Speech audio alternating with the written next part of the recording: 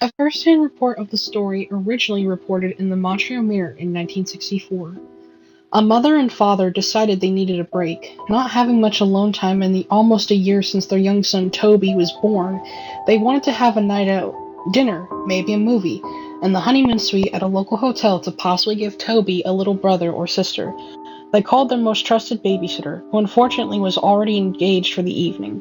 But she did refer a good friend of hers, Opal, who she swore could be trusted.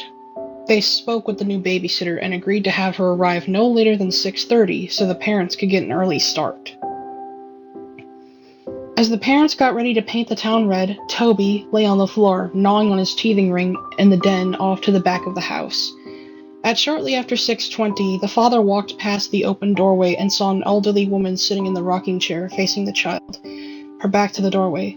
The father was slightly startled as his wife hadn't mentioned the sitter had arrived. He spoke to her as he straightened his tie in the mirror on the wall opposite the doorway. "Oh my, I'm sorry, I didn't hear you come in. We appreciate you coming on such short notice. My wife put a chicken in the oven for you. The numbers for the restaurant and hotel are on the counter if you need to reach us. We'll be home around 9 tomorrow morning. Goodbye, Toby. I love you." He hurried down the hallway as his wife was coming down the stairs. Meeting her at the bottom, his wife asked, "What were you saying, dear?"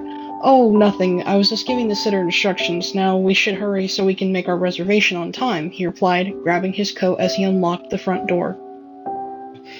They went to the car and were in such a rush they didn't notice the car pull into the driveway not 15 seconds after they pulled out. They proceeded to have the best night out they could remember. The wife became somewhat concerned shortly after arriving at the hotel when she called home and no one answered. The husband calmed her as he pulled her into bed, kissing her neck.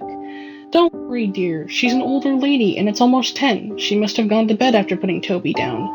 The next morning, after a nice breakfast, they arrived home to find a note on the door. It read, "I arrived at 6:30 as agreed, but no one was home.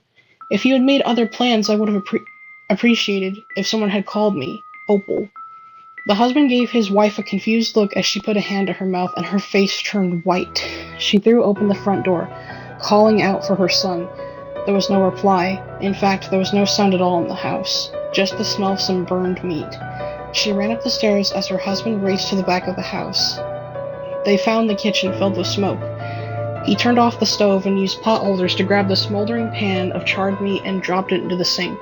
His wife came into the kitchen, crying into her hands, "He's not here! Toby's gone! She took him!" The husband then took her in his arms as she cried. It was then that he noticed blood on the lid of the trash can. A pit formed in his stomach as he left his wife and opened the trash can.